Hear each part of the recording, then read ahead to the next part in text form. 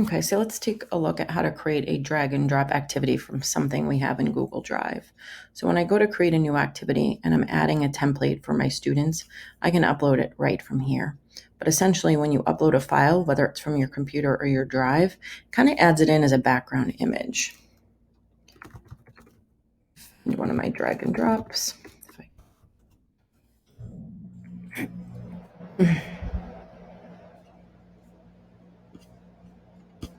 So if I add in this Halloween drag and drop poetry activity, and I want students to be able to move these words around, they can't.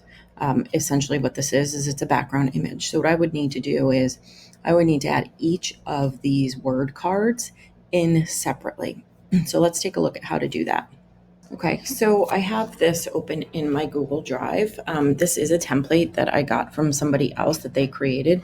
These are a lot of word cards to screenshot and manipulate, but I could certainly take the time to do a screenshot of each one.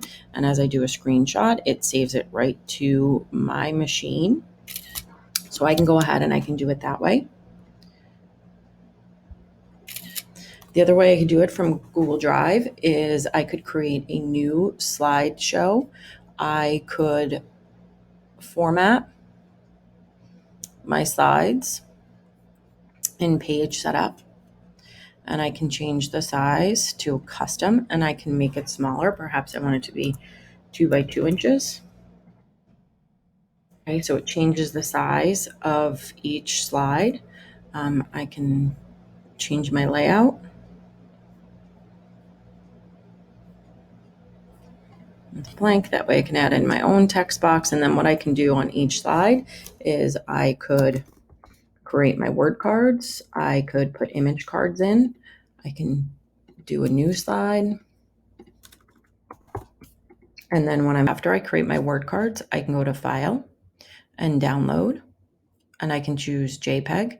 You'll need to do it for each slide. It does not let you do the entire slideshow at one time. So you would click on JPEG and it downloads your slide as an image file. And then those things can be brought into SeeSaw. So if I go back to SeeSaw, essentially what I would want to do is get rid of all these word cards on my original file, so that I just have this blank background. And using the camera icon, I would upload and I would choose all those things. So here are the screenshots. That's what I showed you I did with my word cards. So here they are.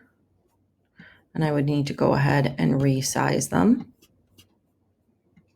If I want to upload the JPEG I downloaded of my presentation, open that up.